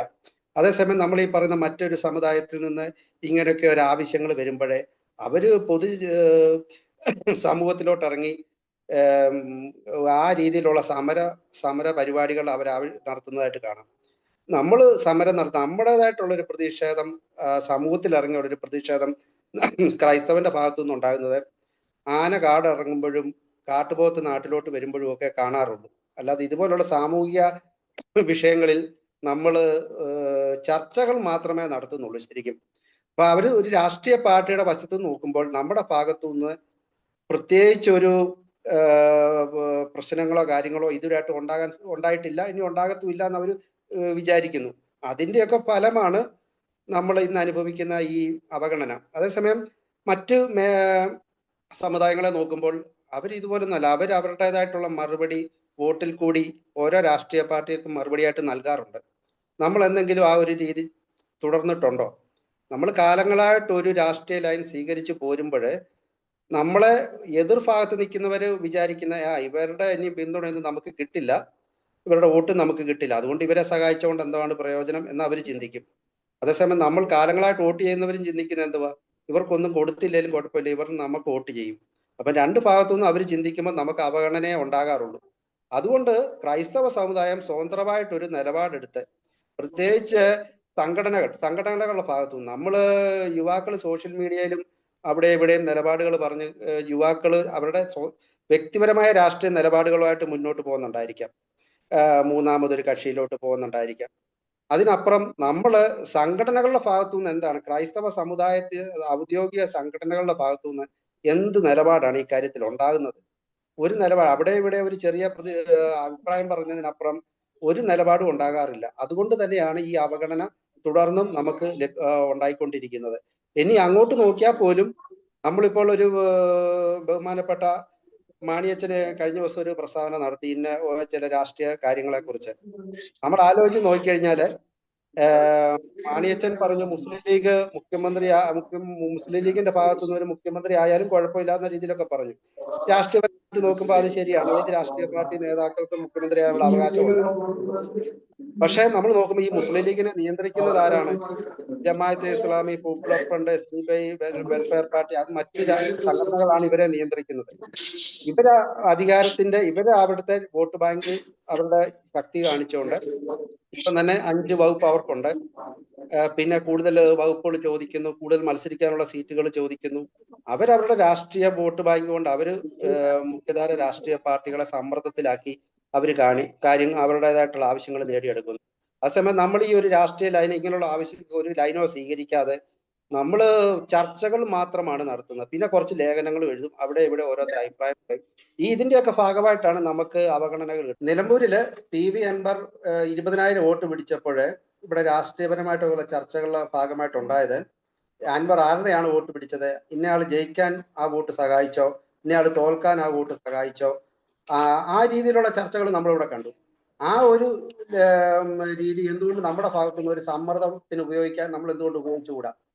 നമ്മുടെ ഭാഗത്തുനിന്ന് നമ്മളൊരു സമ്മർദ്ദ ശക്തിയായിട്ട് രാഷ്ട്രീയ ഇതിലോട്ട് കടന്നു വന്നാലേ നമ്മളൊരു സമ്മർദ്ദ ശക്തിയായിട്ട് മാറത്തുള്ളൂ. അല്ലാതെ നമ്മളിരുന്ന് അവിടെ ഇവിടെ ഇരുന്ന് നമ്മൾ അഭിപ്രായം പറഞ്ഞു കഴിഞ്ഞാൽ അതൊരു അഭിപ്രായമായിട്ട് മാത്രം അന്തരീക്ഷത്തിൽ നിൽക്കും. നമ്മൾ രാഷ്ട്രീയ പാർട്ടികൾക്ക് വേണ്ടത് വോട്ടും അവരുടെ നിയമസഭ മത്സരിക്കുമ്പോൾ കിട്ടുന്ന സീറ്റുകളുമാണ്. അതിന് നമ്മുടെ ഭാഗത്തുനിന്ന് എന്ത് പ്രതിബന്ധം ഉണ്ടാകുന്നോ, എന്ത് പിന്തുണ ഉണ്ടാകുന്നോ നോക്കിയായിരിക്കും അവര് തരുന്ന പിന്തുണയും മറ്റ് കാര്യങ്ങളും. ആ രീതിയിലോട്ട് ക്രൈസ്തവ സമുദായം മാറാതെ നമ്മൾ കാലങ്ങളായിട്ട് പിന്തുടർന്നു കൊണ്ടിരിക്കുന്ന രാഷ്ട്രീയ ലൈൻ സ്വീകരിച്ചുകൊണ്ട് നമ്മൾ മുമ്പോട്ട് പോയി കഴിഞ്ഞാൽ ഈ അവഗണന മാത്രമേ ഉണ്ടാകത്തുള്ളൂ എന്നാണ് എനിക്ക് പറയാനുള്ളത്. ഞാൻ അവസാനത്തെ റൗണ്ടിൽ അച്ഛനിലേക്ക് വരുമ്പോൾ നമ്മൾ ഈ രാഷ്ട്രീയമായിട്ടുള്ള നിലപാട് അത് സ്വീകരിക്കേണ്ട അടിയന്തരമായിട്ടുള്ള പ്രാധാന്യം അതിനെപ്പറ്റി ചർച്ച ചെയ്തു. മറ്റൊരു കാര്യം കൂടി നമ്മൾ ചിന്തിക്കേണ്ട ഒരു പ്രധാനപ്പെട്ട ഒരു വിഷയമുണ്ട്. ഈ കാലഘട്ടത്തിൽ ഇപ്പോൾ സഭയെ സംബന്ധിച്ചിടത്തോളം, സമുദായത്തെ സംബന്ധിച്ചിടത്തോളം, പ്രത്യേകിച്ച് നമുക്കറിയാം കേരളത്തിലെ ഏറ്റവും പ്രബലമായിട്ടുള്ള സഭയാണ് സീറോ മലബാർ സഭ. പലപ്പോഴും മറ്റ് കാര്യങ്ങളെക്കാളൊക്കെ ഉപരി ഇന്റേണൽ ആയിട്ടുള്ള കാര്യങ്ങളിൽ ഇങ്ങനെ ശ്രദ്ധ തളച്ചിടുന്ന ഒരു അവസ്ഥ, സഭയുടെ എനർജിയും ഊർജവും എല്ലാം ചില വിഷയങ്ങളിലേക്ക്, ആഭ്യന്തരമായിട്ടുള്ള ചില വിഷയങ്ങൾ പരിഹരിക്കുന്നതിൽ ഇങ്ങനെ കോൺസെൻട്രേറ്റ് ചെയ്യപ്പെടുന്ന ഒരു അവസ്ഥ. ആ വിഷയങ്ങളെല്ലാം പരിഹരിക്കപ്പെട്ട് വരുമ്പോൾ സമുദായം കേരളത്തിൽ ഉണ്ടാകുമോ എന്നൊരു ചോദ്യം മറ്റൊരു പ്രസക്തമായിട്ടുള്ള ഒരു കാര്യം തന്നെയാണ്. അതുപോലെ തന്നെ നമ്മൾ ഈ ഉയർന്ന തലത്തിൽ നമ്മൾ കാണുന്ന അതേ പ്രവണത തന്നെ നമ്മുടെ ക്രൈസ്തവ കുടുംബങ്ങളിൽ നമുക്ക് കാണാൻ സാധിക്കും. ഇന്റേണൽ ആയിട്ടുള്ള പല ഇഷ്യൂസ്, അത് ഇടവകയായിക്കോട്ടെ, മറ്റ് സംവിധാനങ്ങളായിക്കോട്ടെ, വ്യക്തിപരമായിട്ട് നോക്കുമ്പോൾ ഓരോരുത്തരും അവരവരുടേതായിട്ടുള്ള പല പ്രശ്നങ്ങളിൽ ഇങ്ങനെ തളയ്ക്കപ്പെട്ടിരിക്കുകയാണ്. സമുദായത്തെക്കുറിച്ച് ചിന്തിക്കുവാൻ, സമുദായത്തിന്റെ ഭാവിയെക്കുറിച്ച് ചിന്തിക്കുവാൻ സമയമില്ല, ഊർജമില്ല, അതിനുള്ള സാധ്യതയില്ലാത്ത രീതിയിൽ ഇങ്ങനെ തളയ്ക്കപ്പെടുന്ന ഒരു അവസ്ഥ. അത് വളരെ ഗൗരവമായിട്ടുള്ള ഒരു കാര്യം തന്നെയല്ലേ അച്ഛൻ? തീർച്ചയായും അതിന്റെ അടിസ്ഥാനപരമായിട്ടുള്ള ഒരു പ്രശ്നം എന്ന് പറയുന്നത് അസ്തിത്വ ബോധമില്ലായ്മ ക്രൈസ്തവ സമൂഹത്തെ അതിശക്തമായിട്ട് ബാധിച്ചിരിക്കുന്നു. എനിക്ക് തോന്നുന്നത് സീറോ മലബാർ സഭയിലെ അംഗങ്ങൾക്ക് അത് വളരെ കൂടുതലായിട്ട് മാറുന്നുണ്ട്.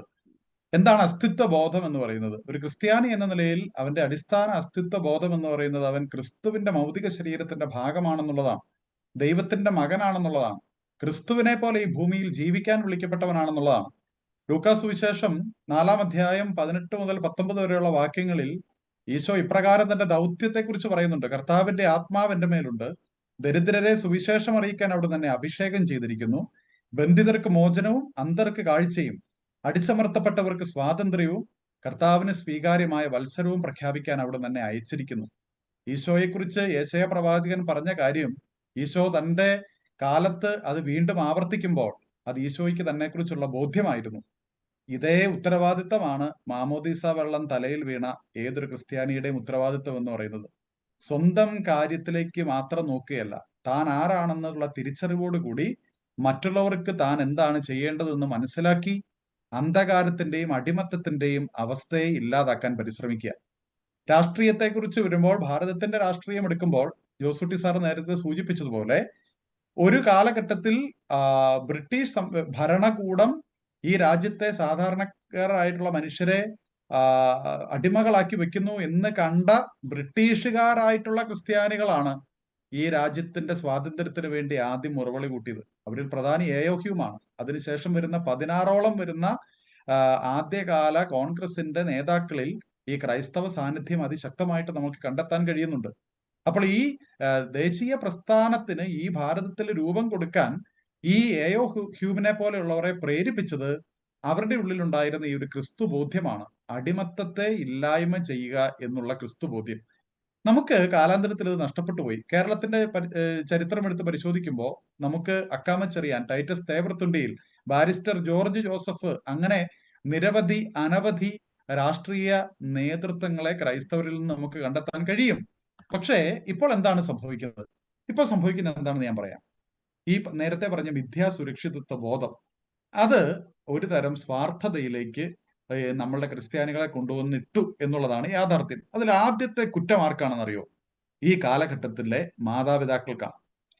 കാരണം ഈ മാതാപിതാക്കൾ അവരുടെ മക്കൾക്ക് എല്ലാവിധ സുരക്ഷിതത്വവും നൽകാൻ ആഗ്രഹിച്ച് പ്രായോഗിക ബുദ്ധി ഇല്ലാത്ത ഒരു തലമുറയെ വാർത്തെടുക്കുന്നതിൽ വ്യഗ്രത കാണിക്കുന്നവരായിട്ട് അവർ മാറുകയാണ്. അവരുടെ വിചാരം, മാതാപിതാക്കൾ വിചാരിക്കുന്നത് തങ്ങളുടെ മക്കളെ ഈ പിടക്കോഴി ചിറകിൻ കീഴിൽ കുഞ്ഞുങ്ങളെ കാക്കുന്നത് പോലെ കാത്തു വെച്ച് കഴിഞ്ഞാൽ മാത്രമേ അവർ രക്ഷപ്പെടുകയുള്ളൂ എന്നുള്ളതാണ്. അതിലൂടെ എന്താണ് സംഭവിക്കുന്നത്? നേതൃത്വ ഗുണമുള്ള ഒരു തലമുറയെ നമുക്ക് നഷ്ടപ്പെട്ടു പോവുകയാണ്. നമ്മളുടെയൊക്കെ കുട്ടികൾ ഈ ഗ്രൗണ്ടിൽ കളിക്കാൻ പോകുമ്പോൾ എന്താണ് പണ്ടൊക്കെ സംഭവിച്ചുകൊണ്ടിരുന്നത്? ഗ്രൗണ്ടിൽ കളിക്കാൻ പോകുന്ന കാലത്ത് കളിയുടെ ഇടയ്ക്ക് അങ്ങോട്ടും ഇങ്ങോട്ടും തല്ലും പിടി ഉണ്ടാകും, ചില വഴക്കുകൾ ഉണ്ടാകും. ഈ വഴക്കുകൾ ഉണ്ടാകുമ്പോൾ അത് പരിഹരിക്കാൻ അവരുടെ ഇടയിൽ നിന്ന് ഒരാൾ വരും, എടാ നീ നിർത്ത്, ഇത് നമുക്ക് ഇങ്ങനെയല്ല ശരിയാക്കാമെന്നൊക്കെ പറഞ്ഞ് അങ്ങനെ വന്നുകൊണ്ടിരുന്നവൻ അവരുടെ ഇടയിലെ നേതാവായിട്ട് മാറി. നേതൃത്വ ഗുണമുണ്ടാകാൻ അത്തരത്തിൽ പൊതു ഇടങ്ങളിലേക്ക് കുട്ടികളെ ഇറക്കി വിടണമെന്നുള്ള തിരിച്ചറിവും ബോധ്യവുമില്ലാത്ത സ്വാർത്ഥമതികളായിട്ടുള്ള മാതാപിതാക്കൾ ഈ കാലഘട്ടത്തിൽ നമ്മുടെ സമുദായത്തിന്റെ ശാപമാണ്. നമ്മൾ തിരിച്ചറിഞ്ഞേ തീരൂ. രണ്ടാമത്തെ ഒരു കാര്യം, നമ്മൾക്ക് ഈ കുട്ടികളെ, പ്രത്യേകിച്ച് പുതിയ തലമുറയിലുള്ളവർക്ക് ഒരു സാമൂഹിക ബോധം നൽകാൻ നമുക്ക് കഴിയാതെ പോവുകയാണ്. അത് ഒത്തിരിയേറെ മാനങ്ങളുണ്ട്. സാമൂഹിക ബോധം എങ്ങനെയാണ് നമുക്ക് നൽകാൻ കഴിയുക? നമ്മളുടെയൊക്കെ കുട്ടികളെ പൊതു ഇടങ്ങളിൽ അവരെ ഇറക്കി വിടാൻ നമുക്ക് കഴിയുന്നുണ്ടോ? ഒരു ഉദാഹരണത്തിന്, നമ്മുടെ സ്കൂളുകളിൽ പഠന ഇതര പരിപാടികൾ ഒത്തിരിയേറെ ഉണ്ട്. Sports activities, arts activities, NCC, NSS ഒക്കെ പോലെയുള്ള എക്സ്ട്രാ കരിക്കുലർ ആയിട്ടുള്ള ആക്ടിവിറ്റീസ്, ഇതിലൊക്കെ എത്ര കുട്ടികൾ പങ്കെടുക്കുന്നുണ്ട്? ഇതിലും വലിയൊരു അപകടം ഞാൻ പറയാം. നമ്മളുടെയൊക്കെ KCYM, SMYM പോലെയുള്ള പ്രസ്ഥാനങ്ങൾ, ആ പ്രസ്ഥാനത്തിലേക്ക് കുട്ടികളെ പറഞ്ഞയക്കാൻ മാതാപിതാക്കൾക്ക് ഭയമാണ്. അതല്ലെങ്കിൽ അവർ അതിന് താല്പര്യം കാണിക്കുന്നില്ല. അതിനവർ പറയുന്ന ചില ന്യായങ്ങൾ, ഞങ്ങളുടെ കുട്ടികൾ വഷളായി പോകും, ഞങ്ങളുടെ കുട്ടികൾ സുരക്ഷിതരാണോ എന്ന് ഞങ്ങൾക്ക് ഉറപ്പില്ല എന്നൊക്കെയാണ്. പക്ഷെ ഇതേ മാതാപിതാക്കൾ അവർ സ്വാർത്ഥമതികളാണെന്ന് ഞാൻ പറയും. കാരണം ഈ +2 കഴിയുന്ന പിള്ളേരെ കിലോമീറ്ററുകൾ കണക്കിന് ദൂരെ വിദേശ രാജ്യങ്ങളിൽ പറഞ്ഞയക്കാൻ അവർക്ക് യാതൊരു ഭയവുമില്ല.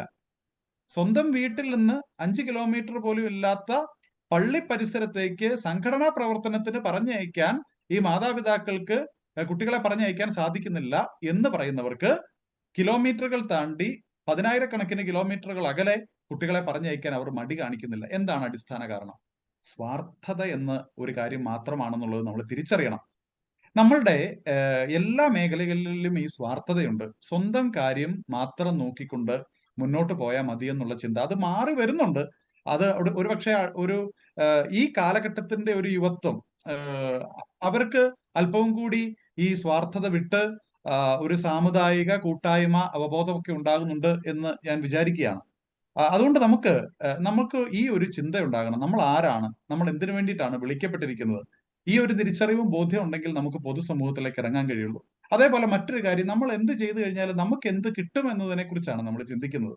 അതുകൊണ്ട് തന്നെ നമ്മളുടെ വിദ്യാർത്ഥികൾ, നമ്മളുടെ യുവജനങ്ങൾ ഈ സർവീസ് സെക്ടർ മേഖലകളിലേക്ക് പോകാതായി. പ്രത്യേകിച്ച് നമ്മളുടെ എത്ര ആളുകളാണ് ഇന്ന് പൊളിറ്റിക്സ്, അതേപോലെ ഹിസ്റ്ററി, ആർട്സ് വിഷയങ്ങളിൽ റിസർച്ച് ചെയ്യാൻ തയ്യാറായിട്ട് നിൽക്കുന്നവർ, ഒരു പോസ്റ്റ് ഗ്രാജുവേഷന് പോകാൻ തയ്യാറായിട്ട് നിൽക്കുന്നവർ, ഡിഗ്രിക്ക് പോകാൻ തയ്യാറായിട്ട് നിൽക്കുന്നവർ, എന്തുകൊണ്ടാണ് അവർ പോകാത്തത്? അതിന് കാരണം അത് ദീർഘകാലത്തെ പഠനം അതിനാവശ്യമുണ്ട്. അതിലൂടെ സാമ്പത്തികമായിട്ടുള്ള വലിയ ലാഭമൊന്നും ഉണ്ടാകുകയില്ല എന്നുള്ള ചിന്തയാണ്. പക്ഷേ അത്തരം വിഷയങ്ങൾ പഠിക്കുന്നതിലൂടെയാണ് സമൂഹത്തിന് അവർക്ക് വലിയ രീതിയിലുള്ള കോൺട്രിബ്യൂഷൻസ് കൊടുക്കാൻ കഴിയുക, ചില ബോധ്യങ്ങളും കാഴ്ചപ്പാടുകളും കൊടുക്കാൻ കഴിയുക എന്ന് എന്തുകൊണ്ട് അവർ ചിന്തിക്കാൻ അവർ തയ്യാറാകുന്നില്ല? മറിച്ച് നമ്മൾ എന്ത് ചെയ്തു?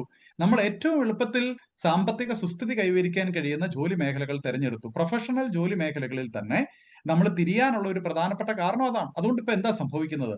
ഈ കാലഘട്ടത്തിൽ നമ്മൾ ചിന്തിക്കുമ്പോൾ കൂടിപ്പോയാൽ ഒരു 5-6 വർഷം കഴിഞ്ഞു കഴിഞ്ഞാൽ ഇനി ഇവിടെ നമുക്ക് ഈ സർവീസ് സെക്ടർ മേഖലകളിൽ പോലീസ്, അതല്ലെങ്കിൽ റവന്യൂ ഡിപ്പാർട്ട്മെന്റ്, ഇങ്ങനെയുള്ള സംവിധാനങ്ങളിലൊന്നും ജുഡീഷ്യറി പോലെയുള്ള സംവിധാനങ്ങളിലൊന്നും നമുക്ക് ആളുകളില്ലാതെ വരും.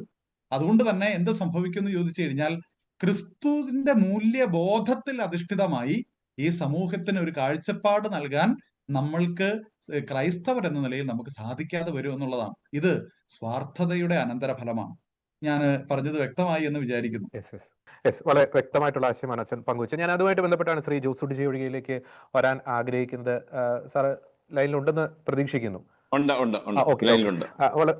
നമുക്കറിയാം, നമ്മളൊരു രാഷ്ട്രീയ നിലപാട് സ്വീകരിക്കുമ്പോൾ, ഇപ്പോൾ അച്ഛൻ സൂചിപ്പിച്ചതുപോലെ ശക്തമായിട്ടുള്ള ഒരു രാഷ്ട്രീയ നിലപാട് അങ്ങും സൂചിപ്പിച്ചു, ശ്രീ ജോജിയും സൂചിപ്പിച്ചു.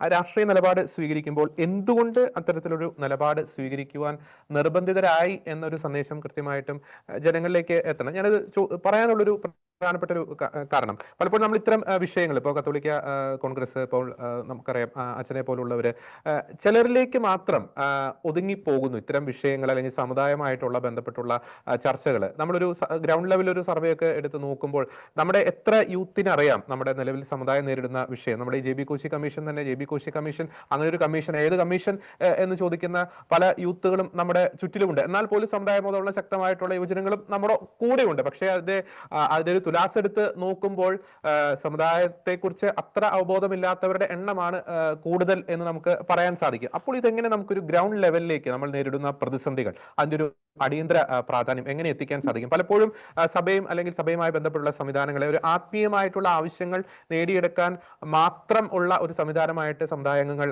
കാണുന്നു. അതിനപ്പുറത്തേക്ക് എന്തുകൊണ്ട് ചിന്തകൾ പോകുന്നില്ല? അത് ഗ്രൗണ്ട് ലെവലിലേക്ക് ഇതിന്റെ ഒരു അടിയന്തര പ്രാധാന്യം നമുക്ക് എങ്ങനെ എത്തിക്കാൻ സാധിക്കും? ശ്രീ ജോസൂട്ടി ഒഴികെ. തീർച്ചയായും നമ്മുടെ ഇക്കാര്യത്തിൽ എനിക്ക് പറയാനുള്ളത്, നമ്മുടെ പ്രിയപ്പെട്ട ലിയോ 14 പാപ്പ ഈ അടുത്ത ദിവസം പറയുകയുണ്ടായി, ജീവകാരുണ്യ പ്രവർത്തനത്തിന്റെ ഏറ്റവും ഉദാത്ത രൂപമാണ് രാഷ്ട്രീയ പ്രവർത്തനമെന്ന്. നമ്മൾ രാഷ്ട്രീയ പ്രവർത്തനത്തെ മുൻകാലങ്ങളിൽ പലപ്പോഴും കണ്ടിരുന്നത് അത് നമുക്കൊന്നും പറ്റുകയില്ല, അത് മാന്യന്മാർക്ക് പറ്റുന്ന കാര്യമല്ല എന്നൊക്കെയാണ്. യഥാർത്ഥത്തിൽ ഇന്നിപ്പോ ആ കാഴ്ചപ്പാട് മൊത്തത്തിൽ മാറിയിരിക്കുകയാണ്. നമ്മൾ ബൈബിളിലൂടെ പരിശോധിച്ചു കഴിഞ്ഞാലും നിരവധി ഇടങ്ങളിൽ രാഷ്ട്രീയ പ്രവർത്തനത്തിന്റെ പ്രാധാന്യം അതിൽ വളരെ വിശദീകരിച്ചിരിക്കുന്നത് കാണാം. അത് അപ്പസ്തോലന്മാരുടെ ലേഖനങ്ങളിലൊക്കെ അത് കൃത്യമായി പലയിടങ്ങളിൽ അത് സൂചിപ്പിക്കുകയും പറയുകയും ചെയ്തിട്ടുണ്ട്. നമ്മൾ രാജകീയ വൈദിക സമൂഹമാണ് എന്ന് കൃത്യമായി പറഞ്ഞിട്ടുണ്ടെങ്കിൽ ഈ രാജകീയ എന്ന വാക്ക് ഉദ്ദേശിക്കുന്നത് ഒരേ സമയം ഭരണവും അധികാരവും ജനസേവനവുമാണ്. അധികാരം എന്ന് പറയുന്നതും ഭരണം എന്ന് പറയുന്നതും രാഷ്ട്രീയ പ്രവർത്തനം എന്ന് പറയുന്നതും ജനസേവനം തന്നെയാണ് എന്ന ഒരു തിരിച്ചറിവ് യഥാർത്ഥത്തിൽ നമ്മൾ പല ആളുകൾക്കും ഉണ്ടാകുന്നില്ല, അല്ലെങ്കിൽ നമ്മൾ ആ തരത്തിൽ ചിന്തിക്കുന്നില്ലായിരുന്നു ഇതുവരെ. യഥാർത്ഥത്തിൽ ഈ രാഷ്ട്രീയ പ്രവർത്തനത്തിലൂടെയാണ് ഒരു രാജ്യത്തെ നിയമങ്ങൾ ഉണ്ടാകുന്നത്. ഒരു രാജ്യത്തെ ജനങ്ങളുടെ ക്ഷേമം അടിസ്ഥാനമായിരിക്കുന്നത് ആ രാജ്യത്തെ നിയമങ്ങൾ എങ്ങനെ ഉണ്ടാകുന്നു, അങ്ങനെ ഉണ്ടാകുന്ന നിയമങ്ങൾ എങ്ങനെ നടപ്പാകുന്നു, അങ്ങനെ നിയമങ്ങൾ തെറ്റിക്കുകയോ നിയമങ്ങൾ നടപ്പാക്കുന്നതിൽ ആരെങ്കിലും പരാജയപ്പെടുകയോ ചെയ്താൽ അവരെ അതെങ്ങനെ നേർവഴിക്ക് കൊടുക്കുന്നു എന്നൊക്കെയാണ്. അതുപോലെ നിയമ നിർവഹണം നടത്തുക എന്നതിലാണ്. ഇത് നോക്കിയാൽ ഇത് അതിൽ ഏറ്റവും അടിസ്ഥാനപരമായിട്ടുള്ള കാര്യം ആശയ രൂപീകരണവും നയരൂപീകരണവും നിയമനിർമ്മാണവും നടക്കുന്ന നിയമസഭകളും പാർലമെന്റും ഏറ്റവും താഴത്തെ തട്ടിൽ നമ്മുടെ പഞ്ചായത്തുകളിലും ഒക്കെ ഉള്ളത് രാഷ്ട്രീയ അടിസ്ഥാനത്തിലുള്ള തെരഞ്ഞെടുപ്പുകളാണ്. അപ്പോൾ ഏറ്റവും പ്രധാനപ്പെട്ട കാര്യം രാഷ്ട്രീയത്തിലൂടെയാണ് നടക്കുന്നത്. ഏറ്റവും പ്രധാനപ്പെട്ട കാര്യം രാഷ്ട്രീയത്തിലൂടെ നടക്കുമ്പോൾ ജനക്ഷേമത്തിന് വേണ്ടി നിലകൊള്ളുന്ന, സാഹോദര്യത്തിന് വേണ്ടിയും സമാധാനത്തിന് വേണ്ടി നിലകൊള്ളുന്ന ഒരു സമൂഹത്തിലെ ആളുകൾ തീർച്ചയായും അതിന്റെ ഭാഗമായേ മതിയാവൂ. അത് തന്നെയാണ് രാഷ്ട്രീയ പ്രവർത്തനത്തിന്റെ പ്രാധാന്യവും. ഈ ഒരു വസ്തുത കേരളത്തിലെ ജനങ്ങളെ, ക്രൈസ്തവ സമൂഹത്തിലെ ആൾക്കാരെ പറഞ്ഞു പഠിപ്പിക്കേണ്ടതിന്റെ ഉത്തരവാദിത്വം നമുക്കുണ്ട്. അപ്പോ രാഷ്ട്രീയ പ്രവർത്തനം എന്ന് പറയുന്നത് ഏതെങ്കിലും കുറെ പേർക്കുള്ള ഒരു തൊഴിലല്ല, മറിച്ച് അത് ജനക്ഷേമത്തിനുള്ള ഏറ്റവും നല്ല മാർഗമാണ്, ജനങ്ങളെ സേവിക്കുന്നതിനുള്ള ഏറ്റവും ഉദാത്ത മാതൃകയാണ് എന്ന വസ്തുതയിൽ ഊന്നി നിന്നുകൊണ്ടുള്ള ഒരു കാഴ്ചപ്പാട് നമ്മൾ രൂപീകരിക്കുകയാണ്. ആ കാഴ്ചപ്പാടിന്റെ പരിണത ഫലം എന്ന് പറയുന്നത് ജനങ്ങൾ കൂടുതലായും രാഷ്ട്രീയ പ്രവർത്തന രംഗത്തേക്ക് കടന്നു വരും. ഇവിടെ നമ്മുടെ പിതാക്കന്മാരൊക്കെ പറഞ്ഞിട്ടുള്ളതും അതാണ്. വിശകലനപരമായി നമ്മൾ നോക്കിയാൽ നമുക്ക് മനസ്സിലാക്കാൻ കഴിയും രാഷ്ട്രീയ പ്രവർത്തനത്തിന് പ്രാധാന്യം എടുക്കേണ്ടതിന്റെ എത്രമാത്രം പ്രധാനപ്പെട്ടതാണെന്നുള്ളത് വരും. ഒരു കാര്യം കൂടി ഞാൻ നിങ്ങളുടെ ശ്രദ്ധയിൽപ്പെടുത്തുകയാണ്. ഇന്ത്യൻ സ്വാതന്ത്ര്യ സമരത്തിന് നേതൃത്വം കൊടുക്കാൻ വേണ്ടി ഇന്ത്യൻ നാഷണൽ കോൺഗ്രസ് രൂപീകരിച്ചപ്പോൾ അതിന് നേതൃത്വം കൊടുത്ത എ.ഒ. ഹ്യൂം എന്ന് പറയുന്ന ഒരു ക്രിസ്ത്യാനിയായിരുന്നു. നിങ്ങൾ ആരെങ്കിലും ശ്രദ്ധയിൽപ്പെട്ടിട്ടുണ്ടോ എന്ന് എനിക്കറിയത്തില്ല. കാരണം അതുപോലെ തന്നെ ലോകമെമ്പാടുമുള്ള ഭരണഘടനകൾ രൂപപ്പെട്ടിട്ടുണ്ടെങ്കിൽ ആ ഭരണഘടനയുടെ അടിസ്ഥാനമായിട്ടുള്ളത് ബൈബിൾ എന്ന് പറയുന്ന വിശുദ്ധ ഗ്രന്ഥമാണ്. അപ്പോൾ രാജകീയ അധികാരത്തിന്റെ ഏറ്റവും പ്രധാനപ്പെട്ട ആണിക്കലായ ഭരണഘടന പോലും ആശ്രയിച്ചിരിക്കുന്നത് ബൈബിൾ എന്ന് പറയുന്ന നമ്മുടെ ആത്മീയ വിശുദ്ധ ഗ്രന്ഥത്തെയാണ്. ഞാനിത് പറയാൻ കാര്യം, ഈ രാഷ്ട്രീയ പ്രവർത്തനം എന്ന് പറയുന്നത് ഒരു തരത്തിലൊരു മോശം കാര്യമല്ല എന്ന തിരിച്ചറിവിലേക്ക് നമ്മുടെ ജനങ്ങളെ എത്തിക്കേണ്ട കാലഘട്ടം കഴിഞ്ഞിരിക്കുകയാണ്. ആ ഒരു തിരിച്ചറിവിൽ നിന്നുകൊണ്ടുള്ള പ്രവർത്തനങ്ങളിലൂടെ മാത്രമേ രാജ്യത്ത് സമാധാനവും നല്ല ഭരണവും നല്ല ജനാധിപത്യ മൂല്യങ്ങളിൽ അടിയുറച്ച ഭരണവും നമുക്കിവിടെ ഉണ്ടാക്കാൻ പറ്റുള്ളൂ. നമുക്കറിയാമല്ലോ, ഒരു ജനാധിപത്യ ഭരണക്രമത്തിന്റെ ഏറ്റവും അടിസ്ഥാന മൂല്യങ്ങളിൽ പെടുന്ന ഒന്നാണ് ജനങ്ങളുടെ പൊതു താല്പര്യങ്ങൾ സംരക്ഷിക്കപ്പെടുക, ഭരണത്തിന്റെ സുതാര്യത ഉറപ്പുവരുത്തുക, ഭരണത്തിന്റെ എല്ലാ തലങ്ങളിലും സ്വജനപക്ഷപാതമോ അതുപോലുള്ള സംഗതികളോ അഴിമതികളോ ഇല്ലെന്നാകുക. ഇതൊക്കെയാണ് നമ്മൾ വിശ്വസിക്കുന്ന നമ്മുടെ മതവിശ്വാസവും നമ്മുടെ വിശുദ്ധ ഗ്രന്ഥങ്ങളും നമ്മളോട് ആവശ്യപ്പെടുന്നത്. അപ്പൊ അതിന്റെ വക്താക്കളാകുക, അതിന്റെ നടത്തിപ്പുകാരാകുക, അത് ജുഡീഷ്യറിയിൽ പങ്കാളികളാകുക, അത് ഉദ്യോഗസ്ഥ ഭരണ കേന്ദ്രങ്ങളിൽ പങ്കാളികളാകുക, ഇതിനൊക്കെ പ്രചരണം കൊടുക്കുന്ന മീഡിയയുടെ ഭാഗമാകുക, ഇതെല്ലാം ക്രൈസ്തവന്റെ വിളി തന്നെയാണ്. ഇപ്പോ ജോർജ് ഇവിടെ ഇത് ചെയ്തുന്നത് ഒരു മീഡിയ പ്രവർത്തനമാണെങ്കിൽ അതൊരു ക്രൈസ്തവന്റെ വിളിയാണ്. അപ്പൊ തീർച്ചയായും ക്രൈസ്തവമായ മൂല്യങ്ങളാണ് രാഷ്ട്രീയ പ്രവർത്തനത്തിന്റെ അടിസ്ഥാനം. രാഷ്ട്രീയ പ്രവർത്തനത്തെ ക്രൈസ്തവ മൂല്യങ്ങൾ സാധൂകരിക്കുന്നു എന്നത് തന്നെയാണ് ഇതിനുള്ള താത്വികമായ അടിത്തറ. ഈ താത്വിക അടിത്തറയിൽ നിന്നുകൊണ്ടാണ് കത്തോലിക്ക കോൺഗ്രസ് ഇപ്പോൾ ശക്തമായി സഭാ നേതൃത്വത്തോടും അണികളോടും അതുപോലെ തന്നെ മുഴുവൻ ആൾക്കാരോടും പറയുന്നത് നമ്മുടെ രാഷ്ട്രീയ പ്രവർത്തനത്തിന്റെ പ്രാധാന്യം വളരെ വലുതാണ്. ഭരണത്തിൽ നമ്മൾ പങ്കാളികളാകണം.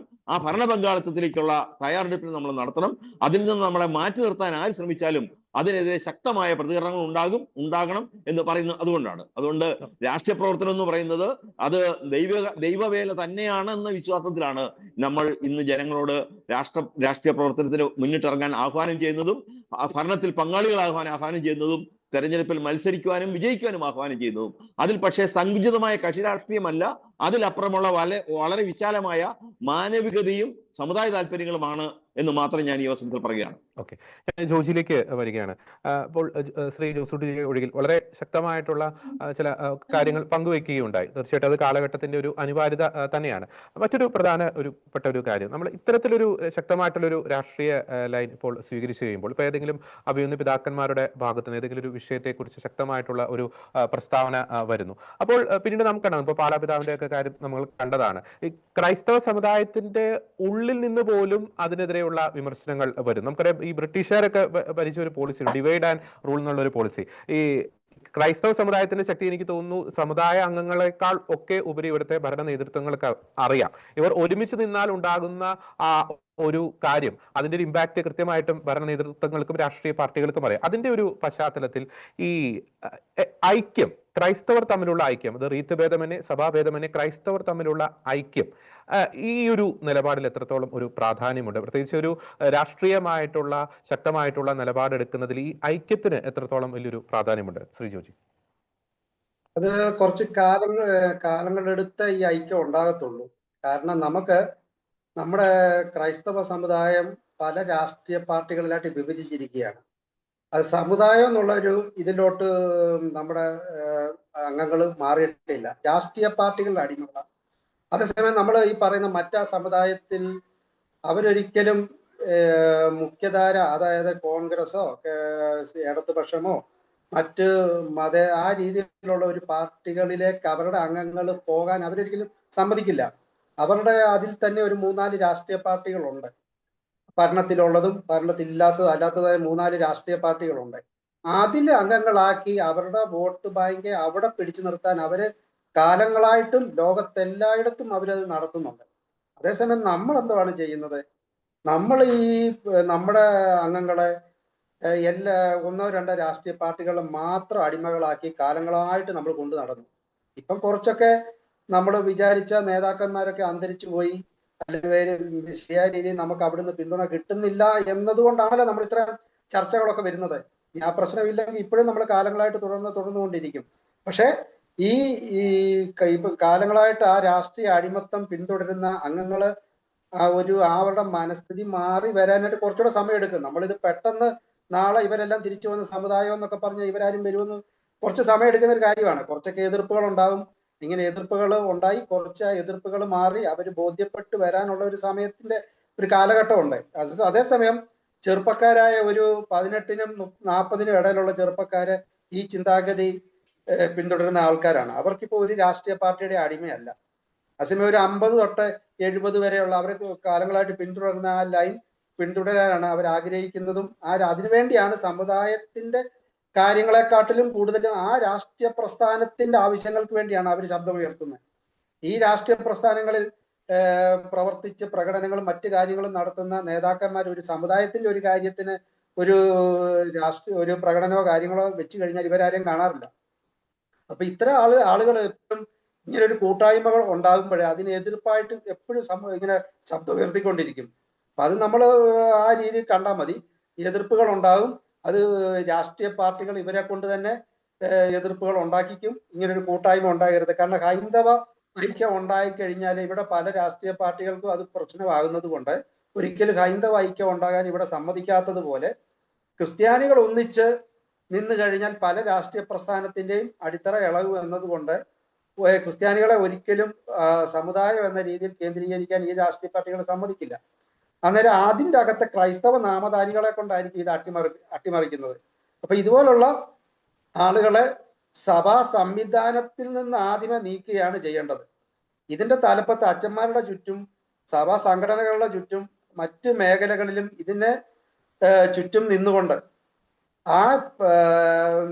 തങ്ങൾ വിശ്വസിക്കുന്ന രാഷ്ട്രീയ പ്രസ്ഥാനത്തിന്റെ ആശയങ്ങൾ അടിച്ചേൽപ്പിക്കുകയാണ് ഇവർ ചെയ്യുന്നത്. ഇവരെ പയ്യെ ഘട്ടം ഘട്ടമായിട്ട് ഒഴിവാക്കി സമുദായത്തെ സ്നേഹിക്കുന്ന ആളുകളെ ആ സ്ഥാനത്ത് പ്രതിഷ്ഠിച്ചാലേ ഈ പറയുന്ന മുമ്പ് ബഹുമാനപ്പെട്ട കത്തോലിക്ക കോൺഗ്രസിന്റെ പറഞ്ഞതുപോലെ അതിനൊരു മാറ്റം ഉണ്ടാകത്തുള്ളൂ. അല്ലാതെ ഈ ആളുകൾ തന്നെ കൂടി നിന്നുകൊണ്ട് ഇതിനൊരു മാറ്റം കൊണ്ടുകഴിഞ്ഞാൽ അത് നടക്കില്ല. ഇതിനുള്ള നടപടിയും കൂടെ സമുദായ സംഘടനകളുടെ ഭാഗത്തുനിന്നും സമുദായ നേതൃത്വത്തിന്റെ ഭാഗത്തുനിന്നും സഭയുടെ ഭാഗത്തുനിന്നും ഉണ്ടാകണമെന്നാണ് ഞങ്ങൾക്ക് പറയാനുള്ളത്. വളരെ ഗൗരവമേറിയിട്ടുള്ള ആശയങ്ങൾ തന്നെയാണ് ഈ ഒരു ചർച്ചയിൽ പങ്കുവയ്ക്കപ്പെട്ടത്. തീർച്ചയായിട്ടും അത് കേരളത്തിലെ ക്രൈസ്തവ സമുദായത്തിന് ഒരു മുന്നറിയിപ്പായിട്ട് മാറട്ടെ എന്ന് ആശംസിക്കുന്നു. അവസാനമായ ഒരു കാര്യം മാത്രമേ പറയാനുള്ളൂ. മധ്യപൂർവേഷ്യൻ രാജ്യങ്ങൾ, പ്രത്യേകിച്ച് പശ്ചിമേഷ്യൻ രാജ്യങ്ങളിലെ പല രാജ്യങ്ങളിലും, ലെബനോൺ, സിറിയ പോലുള്ള രാജ്യങ്ങൾ, ഒരു കാലഘട്ടത്തിൽ അവിടുത്തെ ക്രൈസ്തവ സമുദായം ഇന്ന് കേരളത്തിലെ ക്രൈസ്തവ സമുദായത്തെക്കാൾ വലിയ ഒരു സുരക്ഷിത ബോധത്തോടു കൂടി തന്നെയാണ് കഴിഞ്ഞത്. വലിയ രീതിയിലുള്ളൊരു കംഫോർട്ട് സോൺ. എന്നാൽ ഇന്ന് ആ രാജ്യങ്ങളിലൊന്നും നമുക്ക് ക്രൈസ്തവ സമുദായങ്ങളെ കാണാൻ സാധിക്കുകയില്ല, അല്ലെങ്കിൽ അവർ ഒരു നാമാവിശേഷമായി കൊണ്ടിരിക്കുന്ന ഒരു അവസ്ഥ. സമാനമായിട്ടുള്ള ഒരു സാഹചര്യത്തിലൂടെ തന്നെയാണ് ഇന്ന് കേരളത്തിലെ ക്രൈസ്തവ സമുദായം കടന്നുപോയിക്കൊണ്ടിരിക്കുന്നത്. അവർക്ക് പല മുന്നറിയിപ്പുകൾ ലഭിച്ചിരുന്നു. എന്നാൽ ആ മുന്നറിയിപ്പുകളെല്ലാം തൃണവൽക്കരിച്ചു. അതൊന്നും ഞങ്ങളെ ബാധിക്കുകയില്ല എന്ന രീതിയിലേക്ക് കാര്യങ്ങൾ കൊണ്ടുചെന്ന് എത്തിച്ചു. അതുപോലെ തന്നെ കേരളത്തിലും അതിൻ്റെ ചില പ്രതിഫലനങ്ങൾ കാണുന്നുണ്ട്. അതിനാൽ സൂക്ഷിച്ചാൽ ദുഃഖിക്കേണ്ട. കാൽച്ചുവട്ടിലെ മണ്ണ് ഒലിച്ച് പോകുന്നതിന് മുമ്പ് തന്നെ അടിയന്തര പ്രാധാന്യത്തോടു കൂടി തന്നെ ഇത്തരം വിഷയങ്ങളിൽ ഇടപെടുവാനുള്ള നടപടികൾ നേതൃത്വം എടുക്കട്ടെ. ആഭ്യന്തരമായിട്ടുള്ള പ്രശ്നങ്ങളിൽ നമ്മുടെ ശ്രദ്ധ തളച്ചിടാതെ സമുദായത്തിൻ്റെ നന്മയ്ക്ക് വേണ്ടി, സമുദായത്തിൻ്റെ ശാക്തീകരണത്തിന് വേണ്ടിയിട്ടുള്ള നടപടികൾ ഉണ്ടാകട്ടെ എന്ന ആശംസയോടെ ഇന്നത്തെ ഈ ഒരു ചർച്ച വൈൻഡപ്പ് ചെയ്യുന്നു. ഇന്ന് ഈ ചർച്ചയിൽ വളരെ സജീവമായി പങ്കെടുത്ത ശ്രീ ജോജി, ഒപ്പം തന്നെ ഫാദർ സെബിൻ തുമ്മുള്ളിൽ, ഒപ്പം ഡോക്ടർ ജോസു ഡിജെ ഒഴികയിൽ 3 പേർക്കും നന്ദി.